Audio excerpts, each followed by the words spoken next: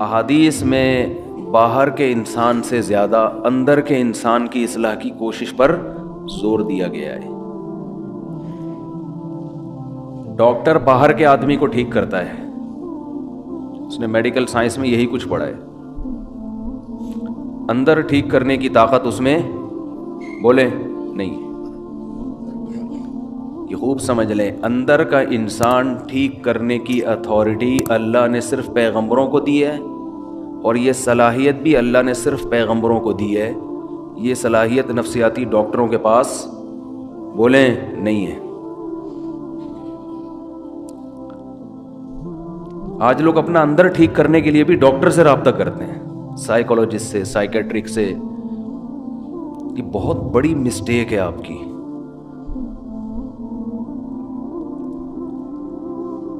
ہاں، کسی سائیکولوجسٹ سے آپ رابطہ اندر کا انسان ٹھیک کرنے کے لیے اس وقت کر سکتے ہیں جب اندر خرابی باہر خرابی کی وجہ سے ہو۔ سمجھ میں آ رہی ہے بات؟ بعض بیماریاں ایسی ہوتی ہیں جو دماغی ہوتی ہیں، کچھ کیمیکل آگے پیچھے ہو جاتے ہیں، اس کی وجہ سے آدمی کی اندر کی سیٹنگ بھی خراب، تو وہ اندر کی سیٹنگ باہر کی وجہ سے خراب ہوئی ہے۔ اس کے لیے ڈاکٹر آپ کو میڈیسن دے کے یا کچھ دائیں بائیں کر کے وہ کیمیکل آپ کے سیٹ کر دے گا۔ ایک آسان سی مثال سے سمجھاتا ہوں۔ آپ کو اگر نیند نہیں آتی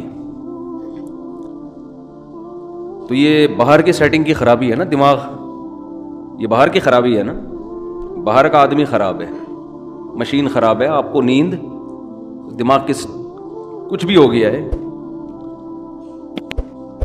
تو اس کی وجہ سے آپ کے اخلاق بھی خراب ہوتے ہیں، آپ میں چڑچڑاپن پیدا ہو جاتا ہے، بات بات پہ غصہ آتا ہے، تو دیکھنے والا یہ کہے گا کہ یہ اندر سے ٹھیک نہیں ہے، بدتمیز آدمی ہے، بد اخلاق ہے، لیکن یہ اصل میں اندر سے ٹھیک نہ ہونا باہر کی سیٹنگ آؤٹ ہونے کی وجہ سے سو نہیں رہا بیچارہ۔ سمجھتے ہیں؟ تو ڈاکٹر یہ کرے گا، نیند کی گولیاں دے دے گا، آپ سو جاؤ۔ جب آپ کی نیند پراپر ہوگی تو آپ کے اخلاق کیا ہو جائیں گے؟ بولو نا۔ اچھا، تو لوگ سمجھیں گے یہ اندر سے کیا ہو گیا ہے ٹھیک، حالانکہ یہ اصل میں اندر سے خراب تھا ہی نہیں ہے، تو ایک وقتی طور پر نیند نہ ہونے کی وجہ سے سیٹنگ کیا ہو گئی تھی؟ آؤٹ۔ ڈاکٹر نے کچھ نہیں کیا، کنٹرول پینل پہ جا کے سیٹنگ میں گیا ہے، اس نے دیکھا کہ جو وائرس آیا ہوا ہے، اینٹی وائرس چلایا، وہ کیا کر دیا؟ اڑا دیا، ریفریش کیا، سلا دیا، دوبارہ اٹھے تو ونڈو جب ریفریش ہوتی ہے تو بہت سے ہم نے دیکھا موبائل میں، بعض دفعہ نیٹ نہیں چل رہا، بعض دفعہ مسئلہ ہے، ابے ری اسٹارٹ مار اس کو، بس ہمیں نہیں پتا وہ کیوں صحیح ہوا لیکن صحیح ہو جاتا ہے، تو کیا کرتے ہیں اس کو؟ ری اسٹارٹ مارو، سیٹ ہو گیا۔ بہت دفعہ ہوتا ہے، ایک دفعہ نہیں تو 2 دفعہ ری اسٹارٹ کر دو، ری اسٹارٹ سے کاکڑ دن نہ ہو جاتا ہے۔ تو جب انسان سو کے اٹھتا ہے نا تو وہ بھی اصل میں کیا ہے؟ ری اسٹارٹ ہوتا ہے۔ دن بھر کی ٹینشنیں، پیسوں کے معاملات، اور ویسے جسمانی تھکاوٹ، بیگم سے پھڈے، سسرال کے جھگڑے، سیاسی باتیں ہیں بھائی، وہ درجنوں ٹینشنیں لے کے بستر پہ دھڑام سے گرتا ہے، اور دماغ کا کنیکشن اللہ اس دنیا سے ختم۔ وَجَعَلْنَا نَوْمَكُمْ سُبَاتًا، قرآن کہتے ہیں ہم نے تمہاری نیند کو سبات، سبت کاٹنے کو کہتے ہیں۔ عجیب چیز ہے نیند بھی، دیکھو نیند عجیب چیز ہے۔ آپ جب اپنے جسم کو تھکاتے ہو تو آرام کا طریقہ یہ ہے کہ جسم کام کرنا چھوڑ دے۔ جیسے آپ بازوؤں سے ویٹ اٹھا رہے ہو، بالآخر تھکتا ہے نا آدمی کا، ہاتھ تھک جائے گا، تو آرام کیسے دو؟ ویٹ اٹھانا چھوڑ دو۔ جم میں آپ نے دیکھا ہوگا ویٹ اٹھاتے ہیں، 15ویں سیٹ پہ جا کے چیخیں نکل رہی ہوتی ہیں نا، وہ آوازیں آ رہی ہوتی ہیں، تو اس کے بعد وہ تھوڑی دیر آرام کرتے ہیں، پھر دوبارہ اٹھاتے ہیں۔ تو آپ چل کے تھک جاتے ہو، اس کا حل کیا ہے؟ ٹانگوں کو تھوڑی دیر آرام دو، بیٹھ جاؤ، تھوڑی دیر کے بعد دوبارہ چلنے کے قابل ہو جاؤ گے، ریلیکس ہو جائیں گے نا آپ کے پاؤں۔